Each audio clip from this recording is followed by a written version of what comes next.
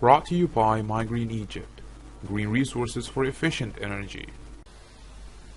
What's up guys, and welcome to the second video of our series of video tutorials of designing a solar inverter.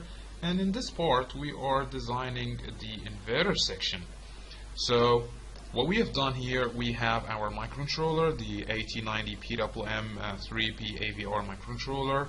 This microcontroller has a DCA module inside. This is a digital to analog converter, and this DAC module will generate a rectified sinusoidal waveform, and then we will apply this rectified waveform on our pulse width control IC, the SG3525, which will convert it into a sinusoidally modulated pulse width modulated signal, and then we will use this control IC to drive the gates of the MOSFET transistors. Those transistors will drive the high frequency transformer.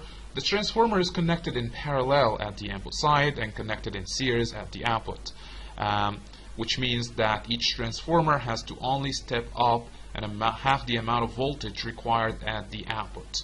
And also each transformer will only share half the power that this inverter will generate.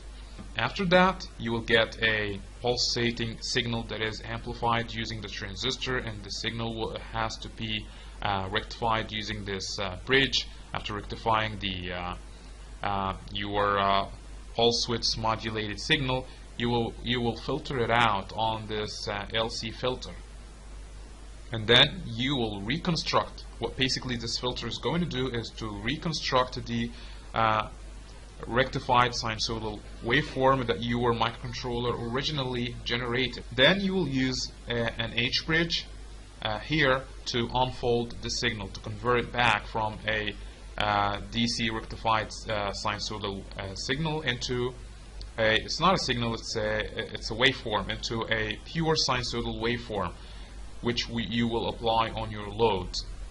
We have faced a lot of problems in this design.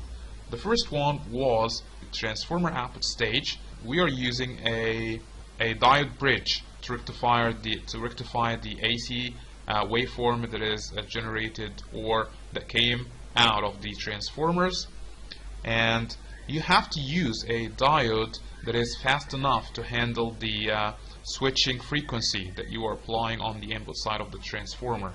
And the only diode that can handle that frequency is the Schottky diode, but you can't find this diode in a higher voltage values. And we have used in this design a normal rectifying bridge.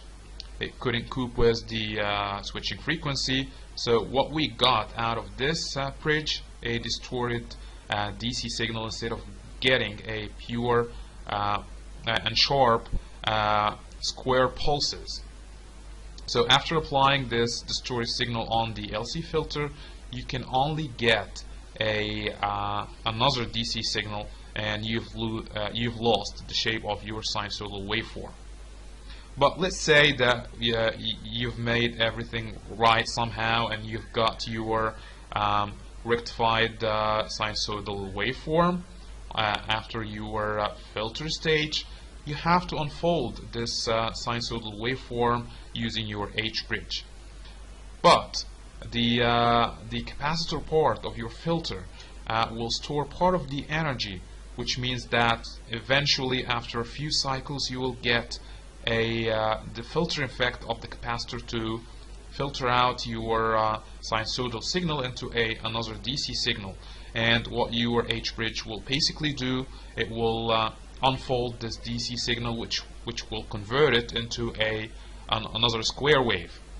So unless you are using this inverter to supply your grid, or you have a considerable load that can suck up the energy stored in your capacitor, this design will generate a distorted output waveform or output sinusoidal waveform. So you can only use this unfolding H bridge cascaded with the rectified sinusoidal waveform using an LC filter, only if you are intending to use your design to supply your utility grid. Otherwise, you have to apply the filtering stage after converting your PWM signal into an AC PWM signal, which means that your LC filter will rectify or will filter out a pure sinusoidal waveform, and LC filters can work perfectly with sinusoidal waveforms. So those are the two things that we basically screwed up in this design.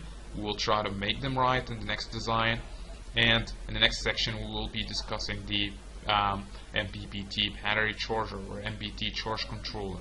So until then, please, if you have any question, feel free to leave it in the comment section below, or you can go to our Facebook page and send us a message, or you can leave a comment.